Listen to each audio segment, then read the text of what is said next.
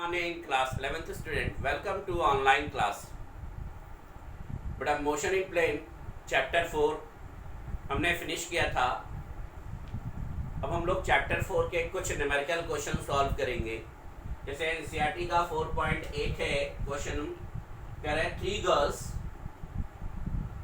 200 metre के radius के circular orbit पर स्केटिंग कर रही है. सर्कुलर ऑर्बिट है 200 मीटर रेडियस का सर्कुलर ऑर्बिट. इसमें 3 गर्ल्स स्केटिंग कर रही है. इनके स्केटिंग का जो पाथ है वो अलग अलग है.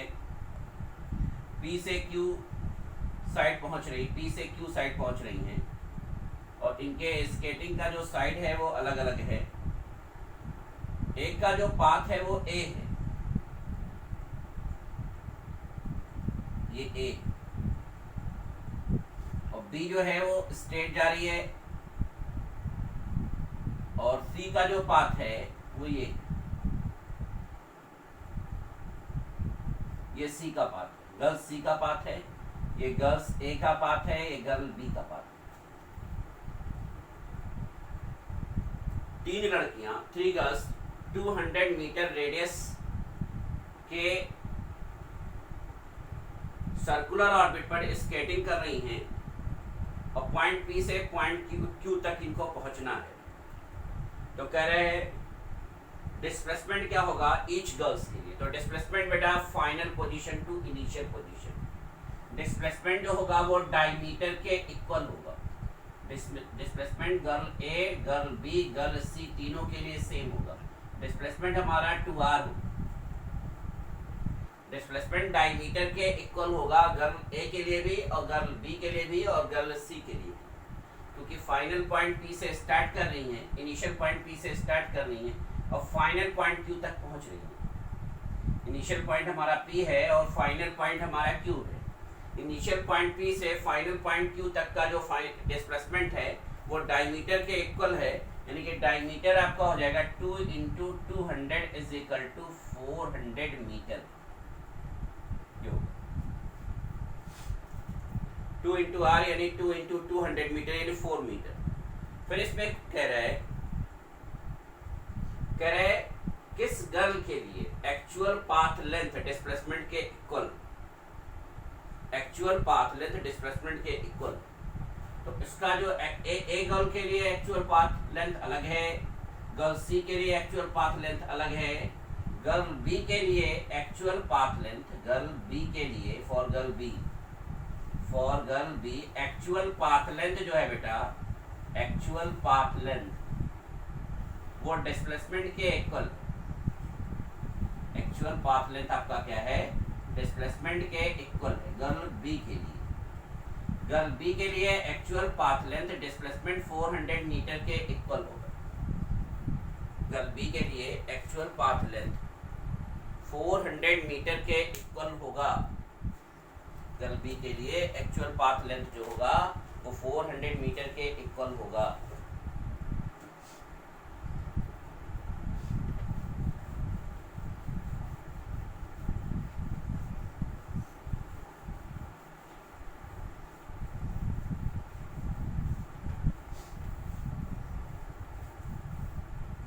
नेक्स्ट क्वेश्चन देखेंगे बेटा. नेक्स्ट क्वेश्चन हमारा 4.9 है. करे एक बाइसिकल ड्राइवर है जो सर्कुलर ट्रैक पर बाइसिकल को पार्क में ड्राइव कर रहा है. 4.9 और O से चलना शुरू करता है. O से स्टार्ट करता है, सेंटर O से चलना शुरू करता है.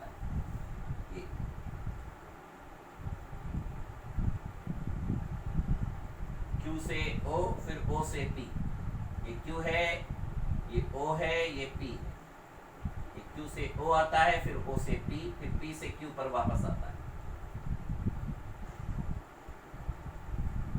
सर्कुलर पार्क के सेंटर O से चलना शुरू करता है तथा पार्क के किनारे P पर पहुंचता है. पार्क के किनारे P पर पहुंचता है फिर पार्क के सर्कमफ्रेंस से मूव करता हुआ Q पर पहुंचता है. O से P पे आता है, P से Q पर आता है, फिर Q से O पर वापस आ जाता है. O से P पर, P से Q पर, Q से O पर.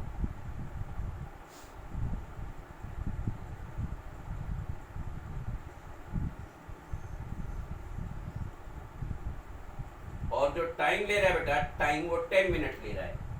टाइम हमारा 10 मिनट, 10 मिनट को आवर में कन्वर्ट कर लेंगे तो 60 से डिवाइड कर लेंगे, तो 10 डिवाइडेड 60 यानी कि हमारा हो जाएगा 1/6 आवर, 1/6 आवर्स। इसमें कह रहे हैं टोटल डिस्प्लेसमेंट निकालना है, average velocity and average speed. तो डिस्प्लेसमेंट आपका बेटा 0 होगा क्योंकि O से स्टार्ट हो रहा है, फिर O पे वापस आ जा रहा है। Final position to the initial position same है, यानी डिस्प्लेसमेंट हमारा 0 होगा। डिस्प्लेसमेंट क्या होगा? 0। तो डिस्प्लेसमेंट आपका 0 हो जाएगा। तो average speed is equal to हमारा displacement upon time, net displacement upon time. Net displacement upon time होता है एवरेज स्पीड। तो हमारा जाएगा 0/t, यानी कि हमारा जाएगा 0 किलोमीटर पर आवर। देखिए बेटा, एवरेज स्पीड आपसे पूछ रहा है, एवरेज स्पीड के लिए आपको डिस्टेंस चाहिए।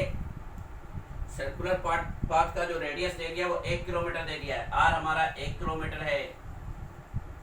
तो जब डिस्टेंस लेंगे तो distance is equal to OP plus PQ plus QO। तो OP तो आपका 1 है, QO भी आपका 1 है, PQ यानी कि क्वाड्रेंट है। इस सरकमफ्रेंस का 1/4, सरकमफ्रेंस का क्या होगा? 1/4, यानी कि आपका हो जाएगा प्लस 2 पाई r/4, पाई r/2। तो रेडियस 112 प्लस 3.14 इंटू 1 डिवाइडेड 2, तो हो जाएगा 1.57। तो आपका हो जाएगा डिस्टेंस 3.57 किलोमीटर। OP आपका 1 किलोमीटर, QO आपका 1 किलोमीटर, और ये सर्किल के सरकमफ्रेंस का 1/4 है, क्वाड्रेंट है, क्वाड्रेंट। तो 2 पाई r/4 लेंगे, यानी पाई r/2 आ जाएगा। अब average speed is equal to, बात को समझिए बेटा, average speed is equal to total distance upon total time. Average speed is equal to total distance upon total time. तो टोटल डिस्टेंस हमारा हो जाएगा 3.57 और टोटल टाइम आपका हो जाएगा 1/6 आवर। तब आपका हो जाएगा एवरेज स्पीड 357 इंटू 6, तो 6 7 जा 42, 2 कैरी 4, 6 5 जा 30 और 4 33, 6 3 जा 18 और 3 21, 21.2 किलोमीटर पर आवर। बेटा नेट डिस्प्लेसमेंट 0 है, तो आपका एवरेज वेलोसिटी 0 होगा। नेट डिस्प्लेसमेंट 0 है तो एवरेज वेलोसिटी जो होगी, स्पीड नहीं वेलोसिटी, एवरेज वेलोसिटी जो होगी बेटा वो 0 होगी।